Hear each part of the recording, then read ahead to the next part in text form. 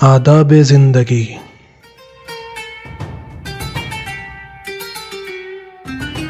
آداب خانہ داری، سفر کے احکام، لباس کے آداب اور بھی دیگر آداب جاننے کے لیے دیکھیے تہذیب الاسلام۔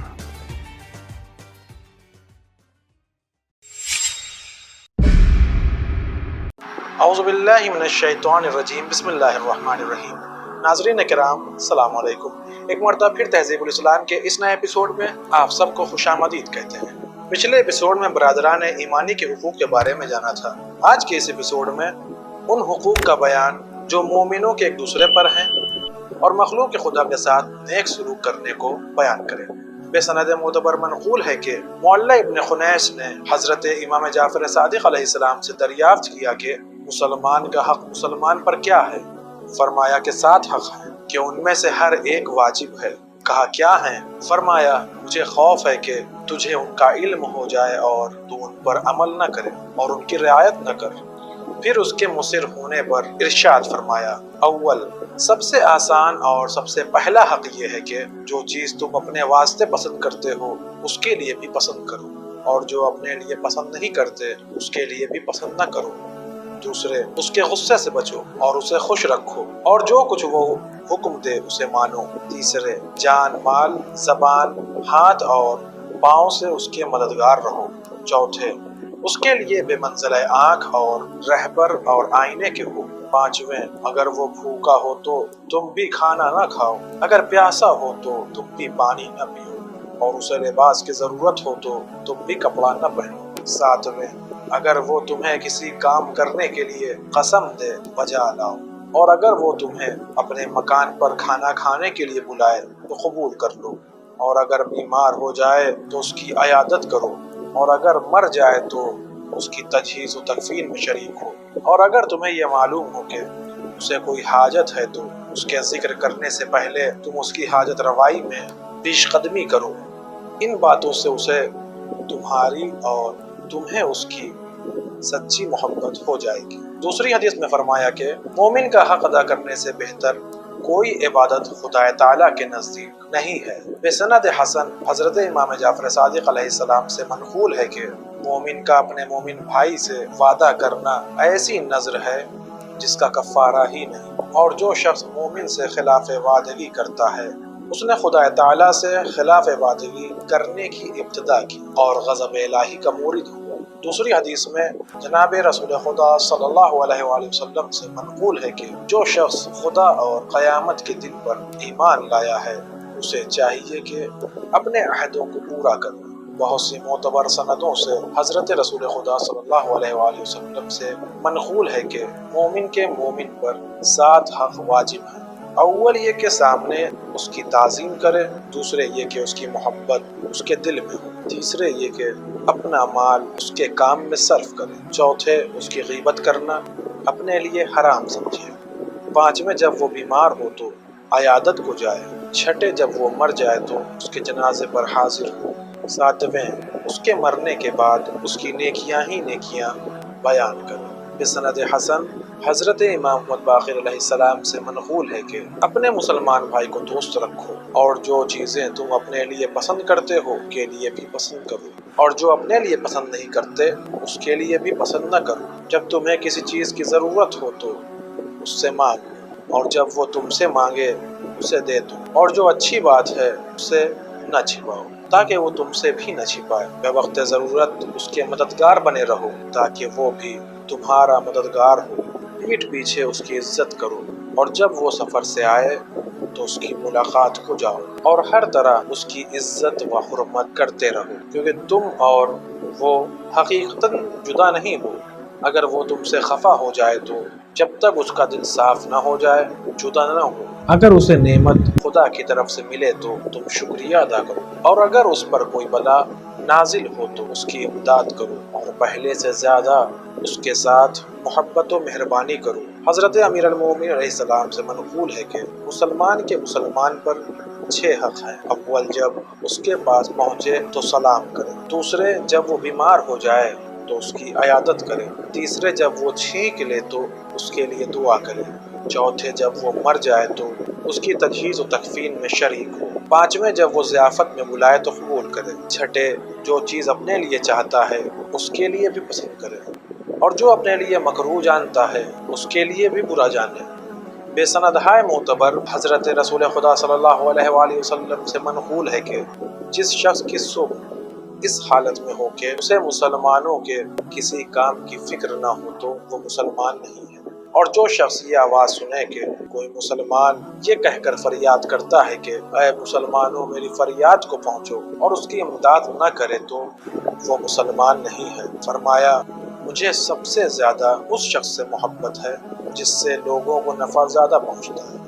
نیز فرمایا کہ جو مسلمانوں کے کسی گروہ سے آگ یا پانی کا ضرر دفع کرے اس کے لیے بہشت واجب ہو جاتی ہے۔ حضرت امام جعفر صادق علیہ السلام سے منقول ہے کہ مومن کا حق مومن پر یہ ہے کہ اسے دل سے دوست رکھے اور اپنا مال اس سے عزیز نہ کرے، اور اگر وہ سفر میں جائے تو اس کے بال بچوں کی خبر گیری کرے، اگر کوئی اس پر ظلم کرے تو اس کی مدد کرے، اگر مسلمانوں کا مال تقسیم ہوتا ہو اور وہ موجود نہ ہو تو اس کا حصہ لے کر اس کے لیے رکھ چھوڑے، اور جب وہ مر جائے تو اس کی قبر کی زیارت کیا کرے، خود اس پر کوئی ظلم نہ کرے، اسے فریب نہ دے، اس کی امانت میں خیانت نہ کرے، اور اسے کوئی مکروہ بات نہ کہے، اگر اس کے ساتھ بد زبانی کرے گا تو دوستی منقطع ہو جائے گی، اور اگر یہ کہے گا کہ تو میرا دشمن ہے تو ایک کافر ہو جائے گا، کیونکہ اگر کہنے والے نے جھوٹ کہا تو وہ خود کافر ہے اور سچ کہا تو دوسرا کافر ہے، اور اگر اس پر کوئی جھوٹی تہمت لگائے گا تو تہمت لگانے والے کا ایمان اس طرح گھل جائے گا جیسے نمک میں پانی۔ دوسری حدیث میں فرمایا کہ مومن کو چاہیے اپنے برادر مومن کے لیے اس شے کی خواہش کرے جس کی اپنے سب سے زیادہ عزیز کے لیے کرتا، اور اس کی خواہش نہ کرے جس کی اپنے سب سے زیادہ عزیز کے لیے نہ کرتا، اس سے خالص دوستی رکھے اور اس کی خوشی میں خوش ہو اور اس کے غم کے ساتھ غمگین، اگر ہو سکے تو یہ کوشش کرے کہ اس کا غم دور ہو جائے، ورنہ خدا تعالیٰ سے دعا کرے کہ اس کا غم دور کر دے۔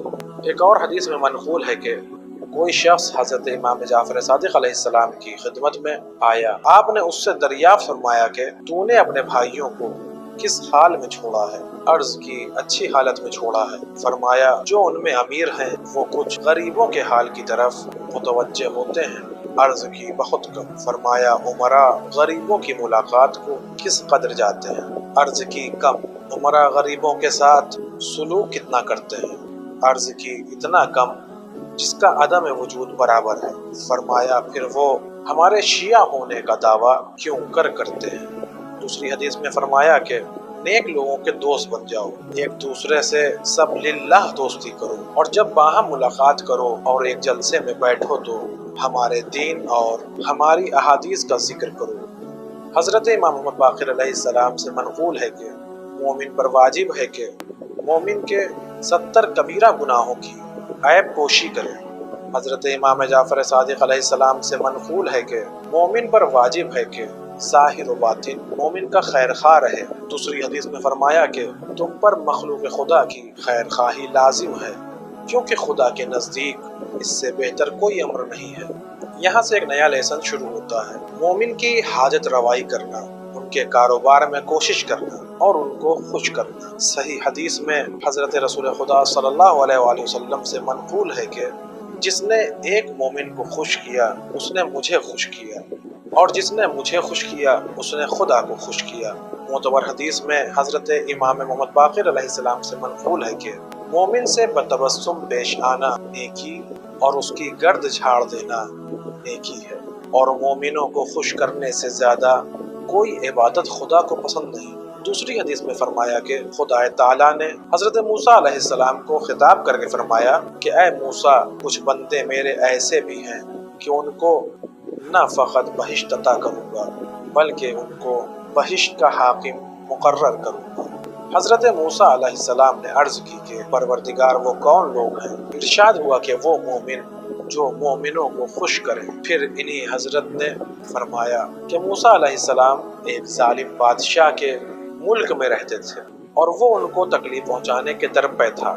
حضرت موسیٰ علیہ السلام وہاں سے بھاگ کر کافروں کے ملک میں چلے گئے اور ایک کافر کے یہاں پناہ لی۔ اس کافر نے ان کو رہنے کے لیے مکان دیا، کھانا کھلایا اور بے مہربانی پیش آئے۔ اس مہمان نوازی کی جزا یہ ہوئی کہ جب اس کافر کے مرنے کا وقت من جانب پروردگار خطاب ہوا کہ میں اپنی عزت و جلال کی قسم کھاتا ہوں کہ اگر بہشت میں تیرے لیے جگہ ہوتی تو میں ضرور تجھ کو بہشت میں داخل کرتا، مگر بہشت کافروں پر حرام ہے، لہٰذا آتش جہنم کو حکم ہوتا ہے کہ تجھے نہ جلائے اور نہ ڈرائے۔ نیز یہ بھی حکم ہوا کہ فرشتے دونوں وقت اس کو کچھ رزق پہنچا دیا کریں۔ بے سند حسن حضرت امام جعفر صادق علیہ السلام سے منقول ہے کہ حق تعالیٰ نے حضرت داؤد علیہ السلام پر وحی نازل کی کہ میرے بندوں میں سے ایک بندہ ایسی نیکی میرے پاس لائے گا کہ میں اسی کے سبب اس کو بہشت عنایت کروں گا۔